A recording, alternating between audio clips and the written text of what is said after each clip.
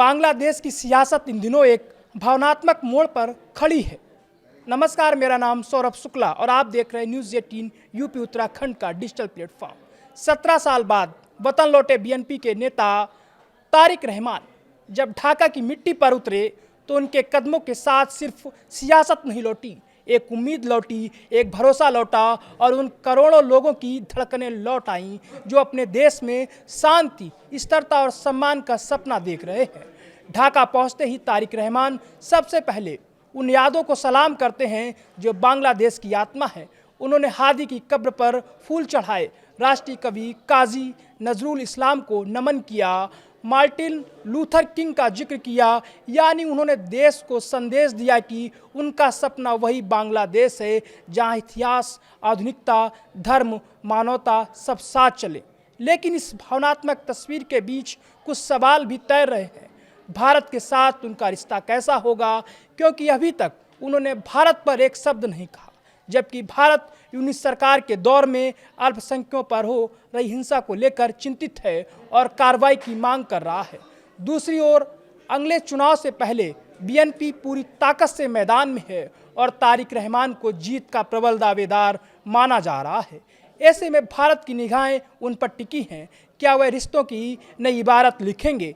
सच यह है कि यूनिट सरकार के दौरान भारत बांग्लादेश रिश्तों की गर्माहट कम हुई, भरोसा कमजोर पड़ा, लेकिन तारिक रहमान की वापसी ने हालात में उम्मीद की एक किरण जगा दी है। उन्होंने कहा, बांग्लादेश सभी धर्मों का है, इस्लाम, हिंदू, बौद्ध, ईसाई, हर मजहब, हर इंसान, हर समुदाय, हर देश का बराबर का हिस्सा है।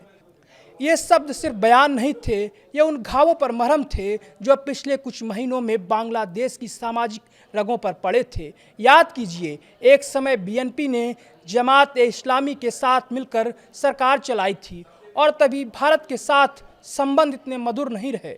लेकिन आज के तारिक रहमान अलग दिखाई देते हैं, ज़्यादा परिपक्व, ज़्यादा संतुलित और ज़्यादा जिम्मेदार।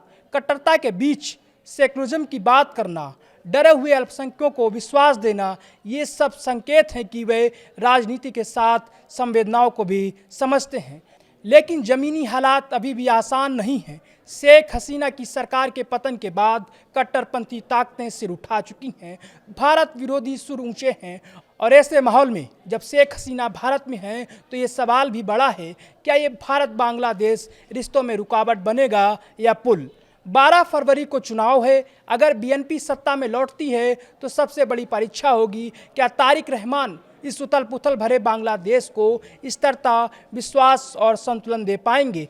क्या वे भारत के साथ रिश्तों को नई दिशा दे पाएंगे, खासकर तब जब गंगा जल बंटवारा जैसा संवेदनशील मुद्दा सामने खड़ा है? लेकिन इन सब सवालों के बीच एक बात साफ है, तारिक रहमान की वापसी ने बांग्लादेश को सिर्फ एक नेता नहीं दिया, बल्कि एक उम्मीद दी है, एक ऐसा भरोसा दिया है कि शायद अब ये देश नफरत के शोर से निकलकर इंसानियत की आवाज़ सुनेगा, शायद अब ये देश डर से बाहर निकलेगा और शायद अब भारत बांग्लादेश रिश्ते फिर से भरोसे की डगर पर लौटेंगे।